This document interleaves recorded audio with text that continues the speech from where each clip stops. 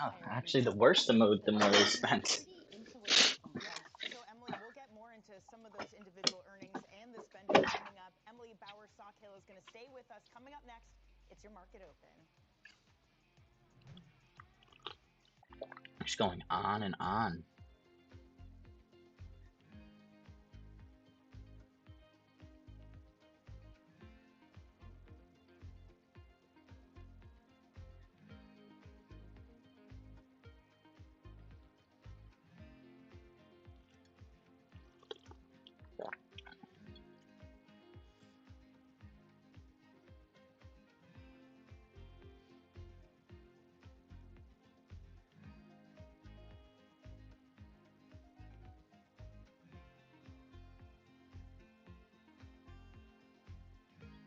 All right.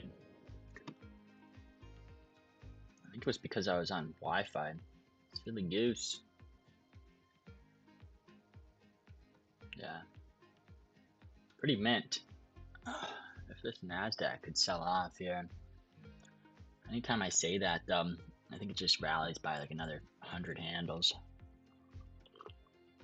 This was nuts.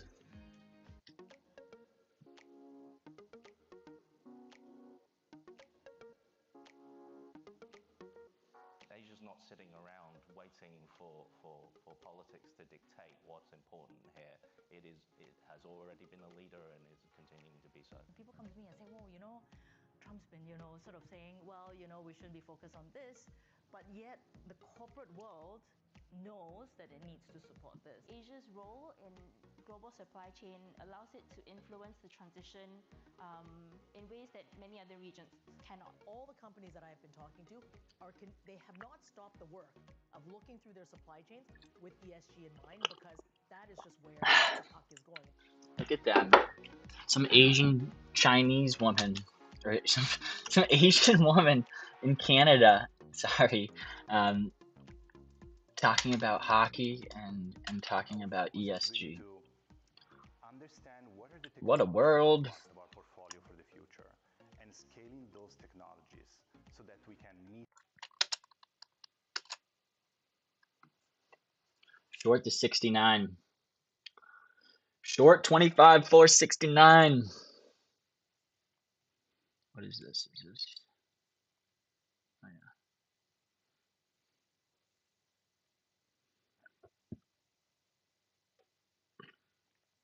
I mean, this is probably one of the most consequential weeks coming up here. I mean, in the past 5 years, I think.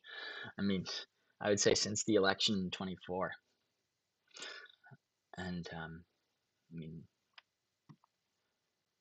most big events, they're usually maybe a little bit of vol, but usually just ends up in higher. But I mean, most of the time it's with bureaucrats who are coaxing things over.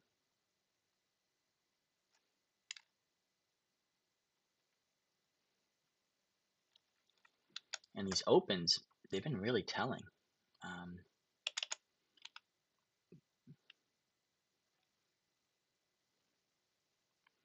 I feel like there's some people that are actually only playing the cues. They might be a little bit more institutional.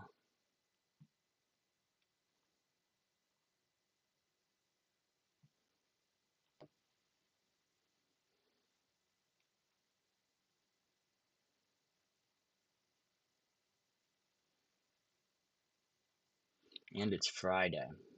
Friday's a big day because it's the end of the week, and you get options expiration sometimes. Leverage coming out. Does it come back in? Does it get added? That's a good question. What a wild ride this company has been on. Shares are up 7% here at the open. Their turnaround plan, it's showing signs of progress. They've returned to profitability. Intel also gave an upbeat revenue forecast because it sees a rebound in PC demand, Matt.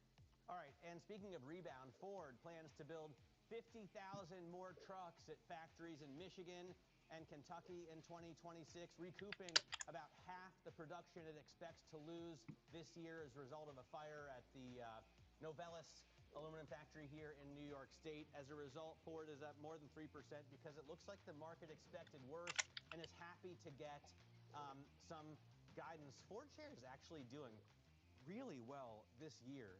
They are up 29% year to date, really neck and neck with GM, which has just really broken out this week, also up, but only 27%. President Trump taking credit for it, saying that GM and Ford are up big because of tariffs on foreign trucks. Yeah, they don't mind that they're going to have to pay billions or multiple billions of dollars in tariff bills, and maybe the Supreme Court reverses that, and then they'll be up even bigger. Let's bring back Bowersock Capital CEO and founding partner Emily Bowersock-Hill. I guess that's kind of the story of this market, right? Things could have been so much worse, but is that really reason to rally this far, this fast? We're deep into the greed phase of the fear greed cycle, and so there's a lot of Fear greed. Fear greed. That's when you know markets are tapped. That's when you know there's a lot of inefficiency. Oh my God. Bowersock Capital. Oh my God. This is fucking crazy. I want to put this woman on top. Oh, I gotta put this woman on. And frankly, Intel's I've earnings got to. and the earnings by Lam This Research is earlier this week, this is both of which inefficiency. are AI-related tech names, surprised on the upside, and I think we may see more of that. I was reading some research from Citrini Research that's done really excellent job on capturing the AI trade.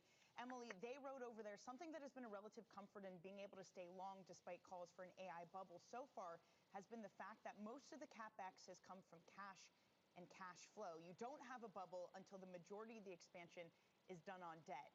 I bring that up because we have coming into the market $38 billion worth of Oracle coming in to secure financing for a data center that they're building for OpenAI. Does the use of debt concern you from these tech giants? You are right that until very recently, the AI spending was funded by free cash flow, and now the Fabulous Five are starting to take on debt to do this. I think the most analogous recent period in history that I'm looking to is the telecom boom. And the real build out was 1997 to 2000. A lot of that was debt financed. And so, yes, it does concern me that debt is now part of the equation. But I still think that assuming if you look at where we are versus that telecom boom, we're still a couple of years, 1 to 3 years away from that coming to an end. I think debt is one indicator that we're getting closer. What do you like right now outside of growth? Or let me put that a different way. Do you see value that's worth buying in this market, Emily? Yeah, it's tough. It's tough right now to put cash to work, and it's definitely tough to chase these tech names if you don't already own them. We like financials because I think they will benefit from deregulation. The capital loss requirements have significantly loosened, and most of the banks have not taken advantage of that yet fully. And earnings last week, I think, were a good indication that that things are looking good for financial institutions generally. I think they will benefit from the adoption of digital payments over the next 5 to 10 years. So you have a little bit of an AI boost and some productivity boosts that are going to come from AI and AI spending. So I think generally financial services are probably still at a good value. We've seen some stocks get clobbered as a result of the one big beautiful bill, but you note that there were some real tax advantages there for certain businesses. Is there an investment case to be made because of some of those changes? Yes, I think I mentioned previously that I mentioned two sources already of stimulative spending that are going into this economy. The first being AI spending, and the second, higher-end American consumers.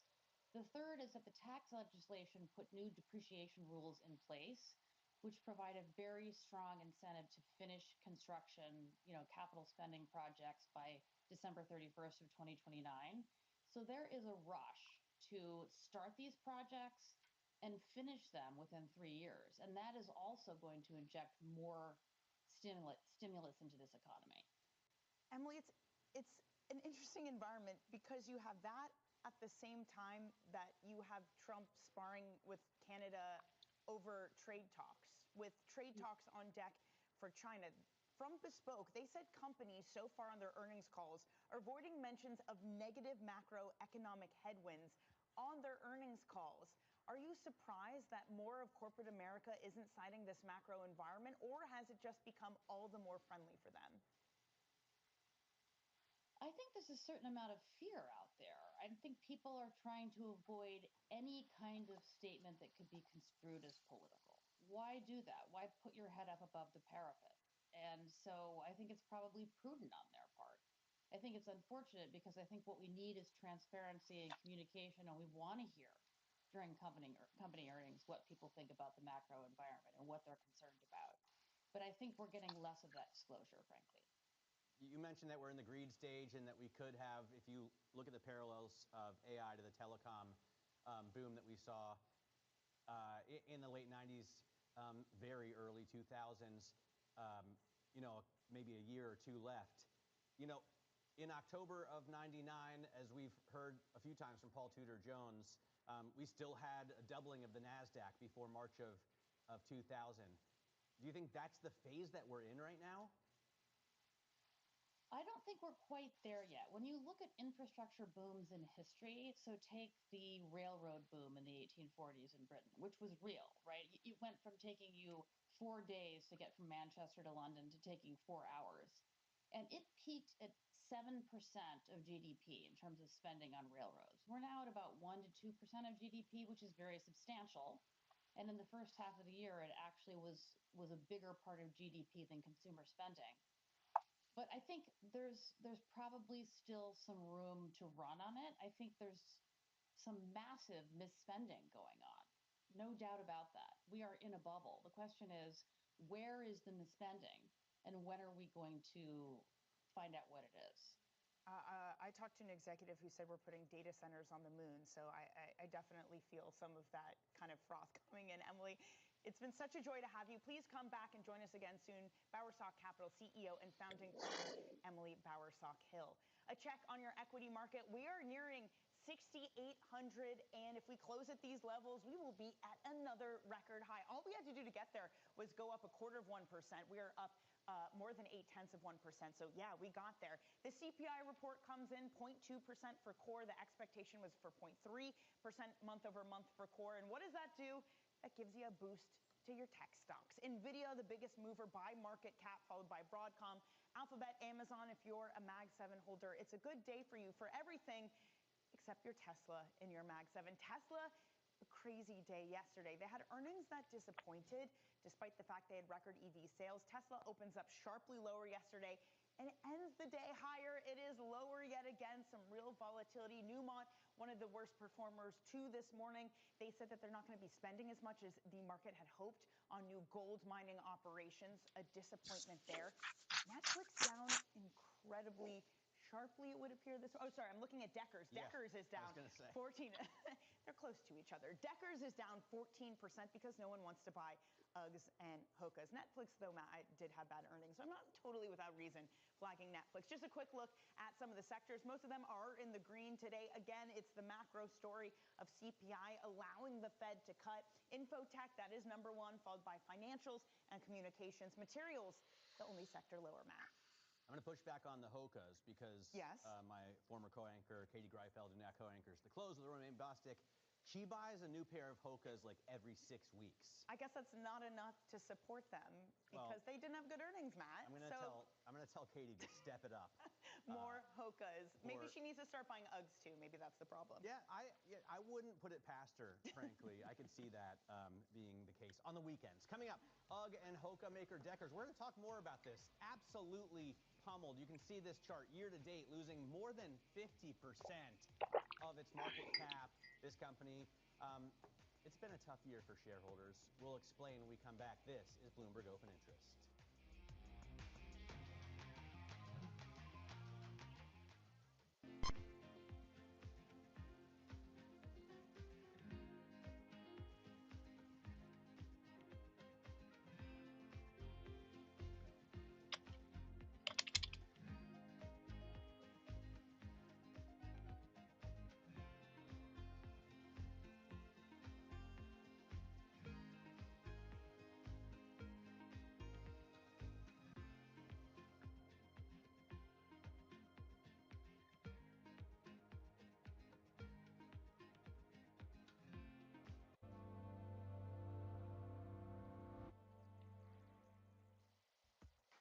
At what point do you say, we made a mistake and we're getting out? How long do you give it before you say, this isn't working? That's one of the most critical differentiators between great investors and just mediocre investors.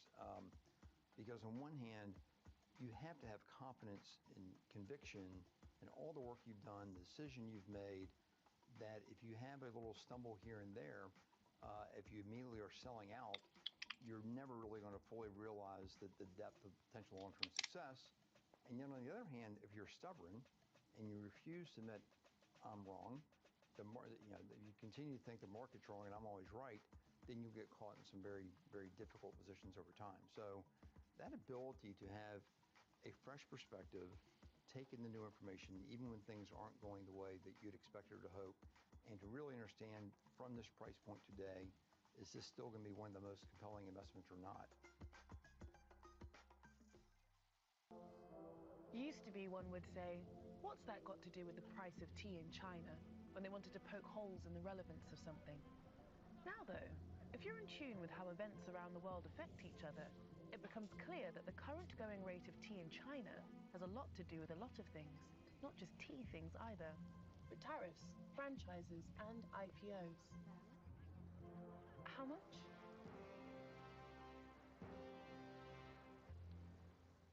Bringing you up-to-the-minute geopolitical news wherever and whenever it happens. I'm Anne-Marie Hordern in Alberta, Canada, and this is Bloomberg.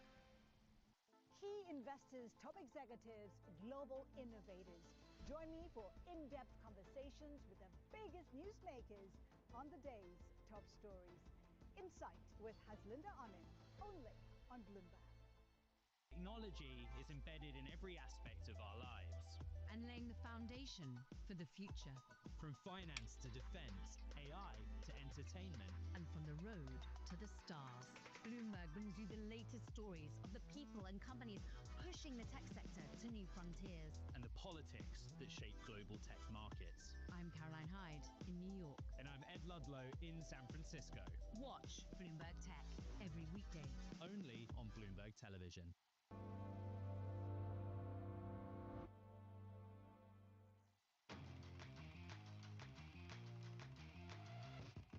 After a cooler than expected CPI, we are just under 6,800, easily a new record for the S&P. If it hangs tight, the NASDAQ, that outperforms not only because of the CPI coming in cooler, but also Intel earnings. Some of your top calls this morning, the analyst action that we are focusing in on, Coinbase.